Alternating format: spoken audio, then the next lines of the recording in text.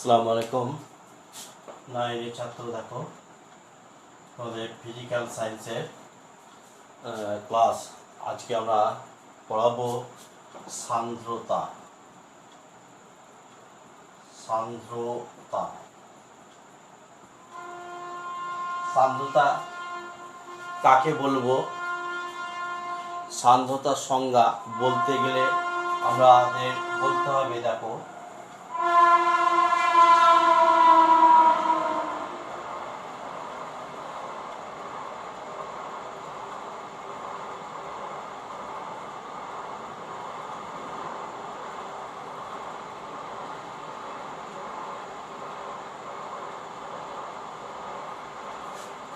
এখন কোনো কঠিন তলের উপর দিয়ে যদি কোনো তরল প্রবাহিত হয়, তাহলে ওই তরল ওই কঠিন তলের সাপেক্ষে কতগুলো স্তরে ভাগ হয়ে ধারারেখ প্রবাহে চলতে থাকে। ধারারেখ প্রবাহ বলতে অর্থাৎ এই প্রবাহিত তরল এই কঠিন তলের সমান্তরালে কতগুলো স্তরে ভাগ হয়ে চলতে থাকে এবং দেখা যায় কঠিন তলের সংস্পর্শে যে তল, তার যা গতিবেগ তার থেকে উপরে তলের গতিবেগ একটু বেশি, তার থেকে আরেকটু বেশি, এইভাবে যত উপরের দিকে যাওয়া যায় নিচের থেকে উপরের দিকে বেগ তত বেশি হতে থাকে। এখন উপরের তলের বেগ নিচের তলের বেগকে অর্থাৎ নিম্ন গতিবেগ উচ্চ গতিবেগকে কমাতে চাইবে আর উচ্চ গতিবেগ নিম্ন গতিবেগকে বাড়াতে চাইবে। অর্থাৎ এদের মধ্যে যে আপেক্ষিক গতি, এই আপেক্ষিক গতিকে বাধা সৃষ্টি করে যে বল তাকেই বলা হয় সান্দ্র বল, আর ওই ধর্মকে বলা হয় সান্দ্রতা। আবার বলছি, সান্দ্রতা কাকে বলে? কোনো কঠিন তলের মধ্য দিয়ে কোনো প্রবাহী তলে কতগুলো সমান্তরাল স্তরে বিভক্ত হয়ে তরল প্রবাহিত হয় এবং ওই তরলের গতিবেগ একবারে নিম্ন স্তরের বেগ সবচেয়ে কম হয়, উচ্চ স্তরের বেগ একটু বেশি হয়। এইভাবে বেগ অর্থাৎ একটা তলের সংস্পর্শে অপর তলের আপেক্ষিক গতি, আপেক্ষিক বেগ সৃষ্টি হয় এবং একের অপরের বেগকে বাধা প্রদান করে। এই যে বেগকে বাধা দান করে অর্থাৎ আপেক্ষিক গতির বিরুদ্ধে একটা বল সৃষ্টি করে, এই বলকে বলা হয় সান্দ্র বল, আর এই ধর্মকে বলা হয় সান্দ্রতা। আবার বলছি, আর এই সান্দ্র বল কি হয়? সংশক্তি বলের জন্য সান্দ্র বলের সৃষ্টি হয়। সংশক্তি বল একই পদার্থের একই অণুর মধ্যে যে আকর্ষণ বল সৃষ্টি হয় তাকে বলা হয় সংশক্তি বল। এই সংশক্তি বলের জন্য কোনো প্রবাহমান তরলের দুটি পাশাপাশি স্তরের মধ্যে যে বেগের পার্থক্য থাকলে দ্রুততর স্তর মধ্যস্তরের বেগকে বাড়াতে চাইবে, আর মধ্যস্তরের বেগ দ্রুততর গতিবেগকে কমাতে চাইবে। অর্থাৎ আপেক্ষিক বেগের সৃষ্টি হয়। আপেক্ষিক বেগ ফলে তরলের এই যে আপেক্ষিক গতিকে বাধা প্রদান করে যে বল তাকে বলা হয় সান্দ্র বল, আর এই ধর্মকে বলা হয় সান্দ্রতা। এখন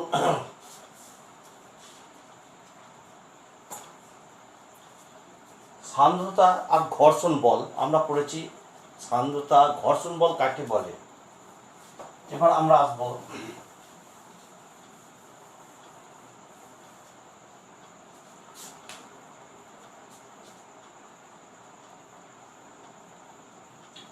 সান্দ্রতা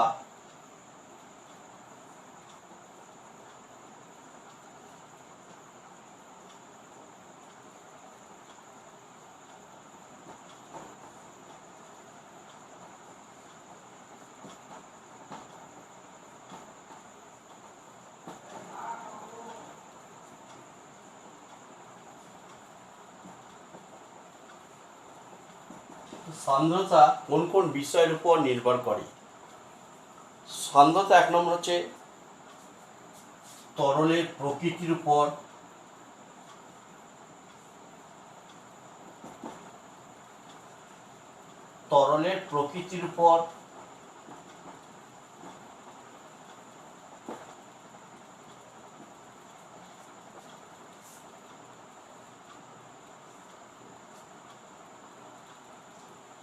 দুটি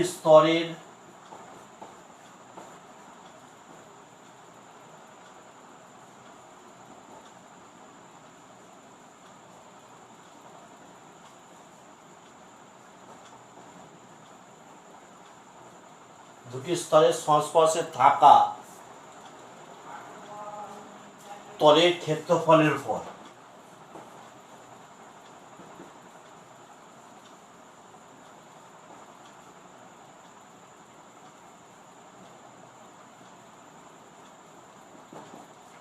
দুটি স্তরের সংস্পর্শে তলের ক্ষেত্রফলের উপর উভয় লম্ব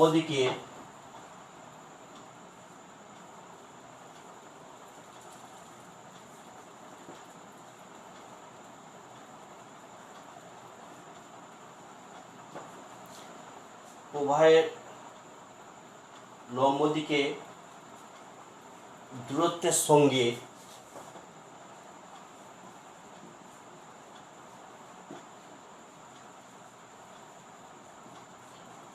বেগ বাড়ে। তাহলে সান্দ্রতা কোন কোন বিষয়ের উপর নির্ভর করে? তরলের প্রকৃতির উপর সান্দ্রতা নির্ভর করে। দুটি স্তরের সংস্পর্শে থাকা তরলের ক্ষেত্রফলের উপর আর প্রবাহের লম্ব দিকে দূরত্বের সঙ্গে বেগ বৃদ্ধি পায়। সান্দ্রতা এই তিনটি বিষয়ের উপর নির্ভর করে। সান্দ্রতার সঙ্গে আমরা ঘর্ষণের সম্পর্ক, সান্দ্র বল আর ঘর্ষণ বল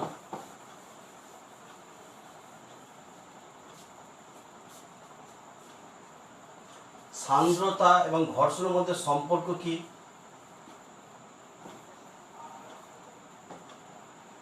সান্দ্রতা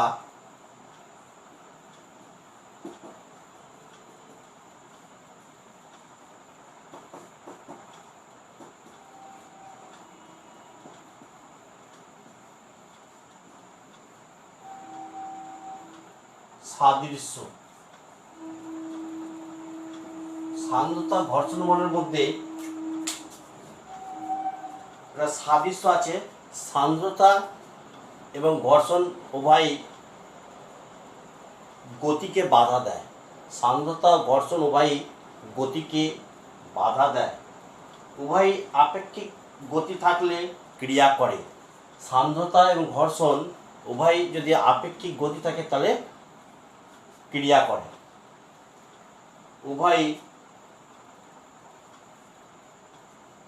উভয় আন্তঃআণবিক বলের প্রভাবে উদ্ভূত হয়। আবার বলছি, সান্দ্রতা ঘর্ষণ বলের মধ্যে সাদৃশ্য কি?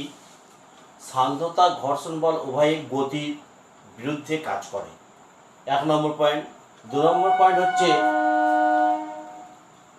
সান্দ্রতা ঘর্ষণ উভয়ই আপেক্ষিক গতির বিরুদ্ধে ক্রিয়া করে, আর সান্দ্রতা ঘর্ষণ উভয়ই আন্তঃআণবিক বলের প্রভাবে কাজ করে। এগুলো হচ্ছে সান্দ্রতা ঘর্ষণের মধ্যে। সান্দ্রতা ঘর্ষণ বলের মধ্যে পার্থক্য। এখন সান্দ্রতা ঘর্ষণ বলের মধ্যে পার্থক্য কি?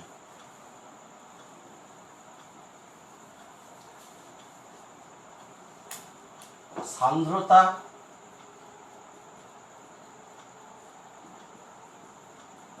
ও ঘর্ষণের মধ্যে পার্থক্য কি?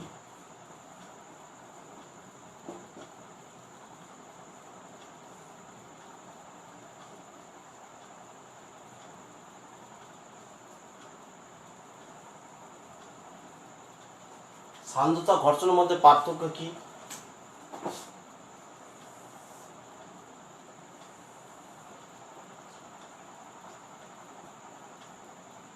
সান্দ্রতা ঘর্ষণ, সান্দ্রতা ঘর্ষণ সান্দ্রতা দেখো, তরলের অণুগুলির গতির সংসক্তি বলের জন্য সান্দ্র বলের উদ্ভব হয়। তরলের গতির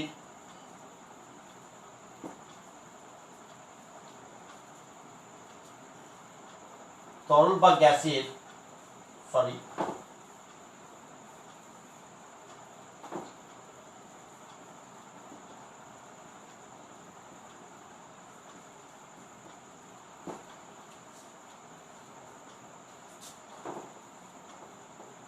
অণুর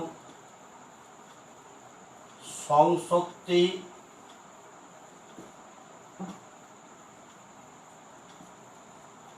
বলের জন্য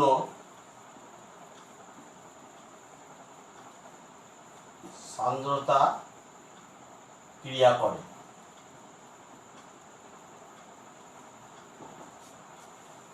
আর ঘর্ষণ বল দুটি তলের গতি বা স্থির থাকা অবস্থায়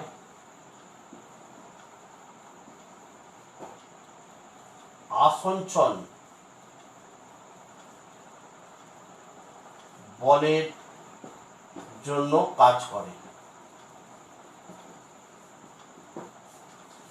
সান্দ্রতা তরল বা গ্যাসের অণুর সংযুক্তি বলের জন্য সান্দ্র বলের সৃষ্টি হয়। আর ঘর্ষণ বল দুটি তলের গতি বা স্থির থাকা অবস্থায় আসঞ্চন বলের জন্য সৃষ্টি হয়। ঘর্ষণ বল দুটি তলের স্তরের মধ্যে আপেক্ষিক গতিকে বাধা প্রদান করে। তলের ক্ষেত্রফলের পর সান্দ্রতা নির্ভর করে। আর তলের ক্ষেত্রফলের পর ঘর্ষণ বল নির্ভরশীল নয়। আর আমরা বলতে পারি দুটি ভিন্ন তলের সংস্পর্শে ক্রিয়ারত লব্ধ প্রতিক্রিয়ার উপর সান্দ্রতা নির্ভরশীল নয়। দুটো ভিন্ন তলপথের সংস্পর্শে থাকা প্রতিক্রিয়া বলের উপর সান্দ্র বল নির্ভর করে না, কিন্তু যখন বল দুটি ভিন্ন তলের সংস্পর্শে ক্রিয়ারত থাকে তখন ঘর্ষণ বলের উদ্ভব হয়। এগুলো হচ্ছে ঘর্ষণ বল। 3টে পয়েন্টে তোমাকে বলতে হবে।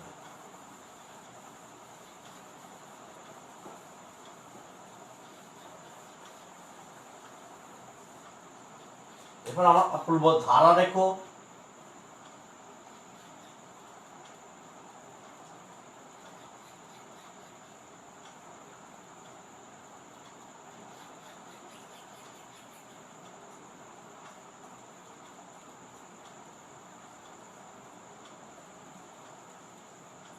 ধারারেখ প্রবাহ কাকে বলবো?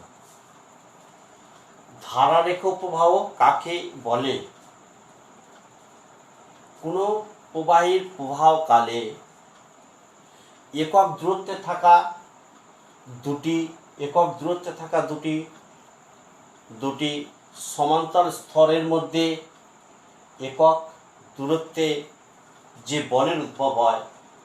আর বলছি কোনো প্রবাহীর প্রবাহকালে প্রবাহের যে কোনো নির্দিষ্ট বিন্দুতে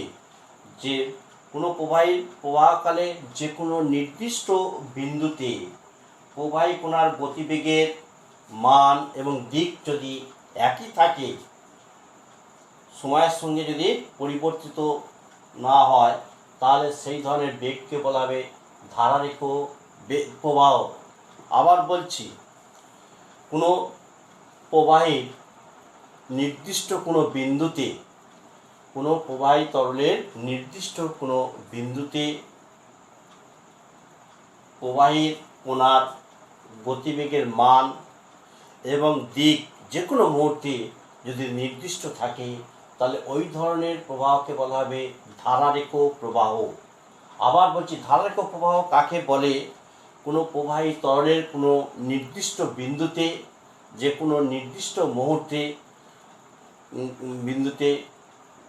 কোনো কণার বেগ এবং দিক যদি পরিবর্তন না হয়, তাহলে ওই ধরনের প্রবাহকে বলা হয় ধারারেখ প্রবাহ। এখন আমরা ধারারেখ প্রবাহ ক্ষেত্রে বলছি, একটি প্রবাহী তরল এই নলের মধ্য দিয়ে তরল প্রবাহিত হচ্ছে। এখন এ বিন্দুতে বেগ যদি ভি এ আর বি বিন্দুতে বেগ যদি ভি বি হয়, তাহলে যে কোনো নির্দিষ্ট মুহূর্তে নির্দিষ্ট বিন্দুতে এ বিন্দুতে কোণার বেগ ভি এ হবে আর বি বিন্দুতে কোণার বেগ ভিবি হবে। পরবর্তী কোণা যখন এ বিন্দু তখন বেগ ভি এ হবে, এবং এ বিন্দু থেকে যখন কোণা বি বিন্দুতে পৌঁছাবে তখনও বেগ ভিবি হবে। অর্থাৎ যে কোনো মুহূর্তে যে কোনো নির্দিষ্ট বিন্দুতে প্রবাহী কোণার বেগ যদি মান এবং দিক যদি নির্দিষ্ট থাকে, কোনো পরিবর্তনশীল না হয়, তাহলে এই ধরনের বেগকে বলা হবে ধারারেখ বেগ। এই ধরনের প্রবাহকে বলা হবে ধারারেখ প্রবাহ। ধারারেখ প্রবাহ, ধারারেখ প্রবাহ বা শান্ত প্রবাহ বলা হয়। শান্ত প্রবাহ, ধারারেখ প্রবাহ বা শান্ত প্রবাহ। অশান্ত প্রবাহ কাকে বলবো আমরা? এবার আমরা আসবো অশান্ত প্রবাহ।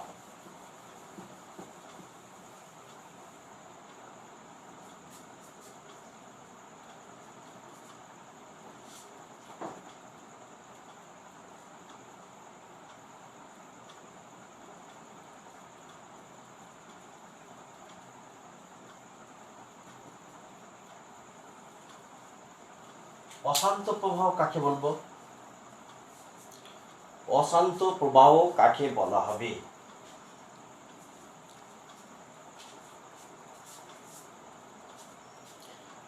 প্রবাহের সময়, কোনো প্রবাহের সময় যে কোনো নির্দিষ্ট বিন্দুতে ওই প্রবাহের যে কোনো মুহূর্তে প্রবাহী কোণার বেগ এবং মান যদি প্রতি মুহূর্তে পরিবর্তিত হয়, তবে ওই ধরনের বেগকে বলা হবে অশান্ত প্রবাহ। সেই ধরনের বেগকে বলা হবে অশান্ত প্রবাহ। আবার বলছি, যখন কোনো প্রবাহী তরলের প্রবাহ কালে যে কোনো নির্দিষ্ট বিন্দুতে ওই প্রবাহী কোণার যে কোনো বিন্দুতে ওই প্রবাহ কোণার বেগ এবং মান যদি পরিবর্তিত হয় প্রতি মুহূর্তে, তাহলে ওই ধরনের প্রবাহকে বলা হবে অশান্ত প্রবাহ। অশান্ত প্রবাহ। এখন আমরা আসবো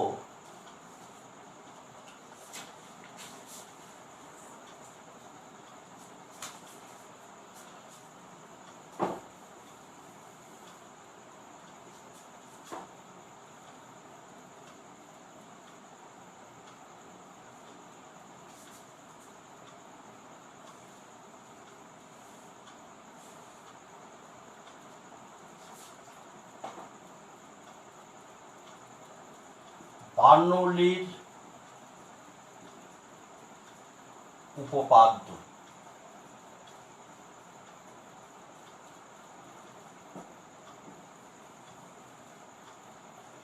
বার্নৌলির উপপাদ্যটা কি?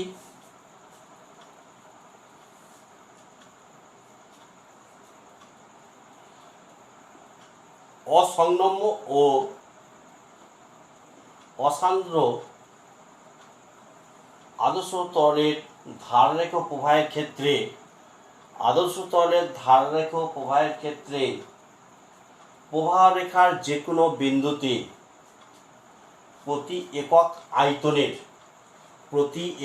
আয়তনের স্থিতিশক্তি, গতিশক্তি এবং চাপ শক্তির যোগফল সর্বদা ধ্রুবক হয়। আবার বলছি বার্নৌলির নীতিটা কি? ধারারেখ প্রবাহের সময় যে কোনো নির্দিষ্ট আয়তনের নির্দিষ্ট বিন্দুতে একক আয়তনের, আবার বলছি ধারারেখ প্রবাহের সময় যে কোনো বিন্দুতে প্রতি একক আয়তনে ওই বিন্দুতে চাপ শক্তি, গতিশক্তি এবং স্থিতিশক্তির মান ধ্রুবক হয়। এটাই হচ্ছে বার্নৌলির নীতি। বার্নৌলির নীতিটা কি? আবার বলছি, ধাররেখা প্রবাহের যে কোনো নির্দিষ্ট বিন্দুতে একক আয়তনের ওই বিন্দুতে চাপ শক্তি, গতিশক্তি এবং স্থিতিশক্তির যোগফল ধ্রুবক হয়। এটাই হচ্ছে বার্নৌলির নীতি। ধরা যাক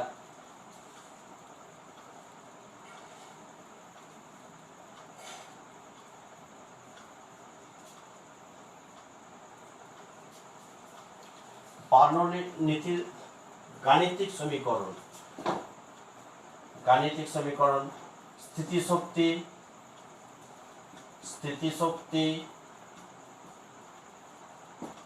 গতিশক্তি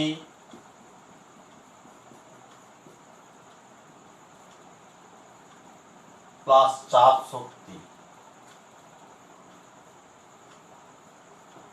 সমান ধ্রুবক। এটা হচ্ছে বার্নৌলির নীতি। যে কোনো মুহূর্তে স্থিতিশক্তি mgh, গতিশক্তি হাফ mv স্কয়ার প্লাস চাপ শক্তি p সমান ধ্রুবক।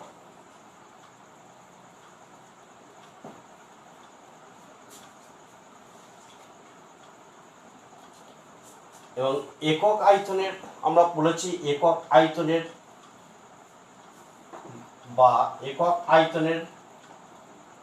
m/v। তাহলে আমরা এখানে তরলের বেগকে আমরা u দিয়ে ধরব, যেহেতু একক আয়তন, তরলের আয়তনকে v যদি ধরা m/v into gh plus half into m/v u square plus p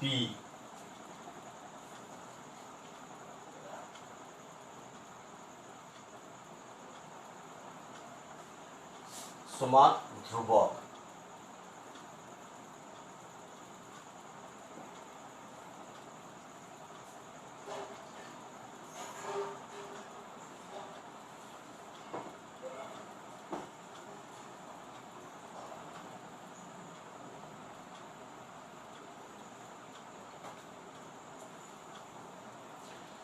একক আয়তনের ভরকে বলা হয় ঘনত্ব। একক আয়তনের ভরকে বলা হয় ঘনত্ব।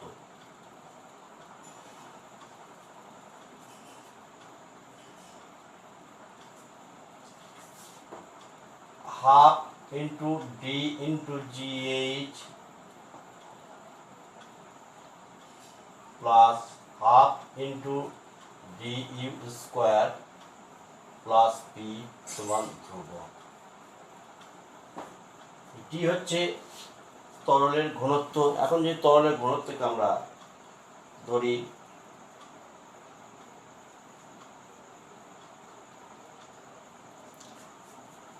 বা half G H plus half U square plus P by D সমান কনস্ট্যান্ট কনস্ট্যান্ট।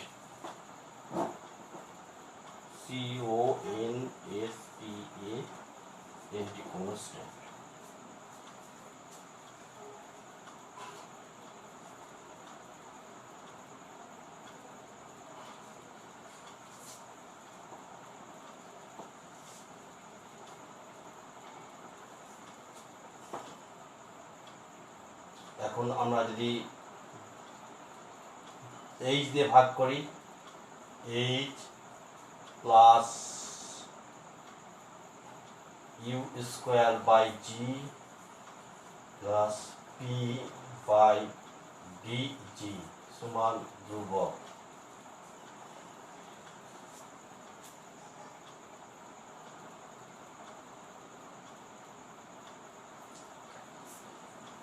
এটাই হচ্ছে বার্নৌলি উপপাদ্যের গাণিতিক। h into U square by G plus rho by D G সমান ধ্রুবক। এটা হচ্ছে বার্নৌলির উপপাদ্য। বার্নৌলির উপপাদ্য কি? ধাররেখা প্রবাহের যে কোনো বিন্দুতে একক আয়তনের স্থিতিশক্তি, গতিশক্তি এবং চাপ শক্তির যোগফল ধ্রুবক হয়। এটা হচ্ছে বার্নৌলির উপপাদ্য এবং গাণিতিক রূপ এটা। That's all.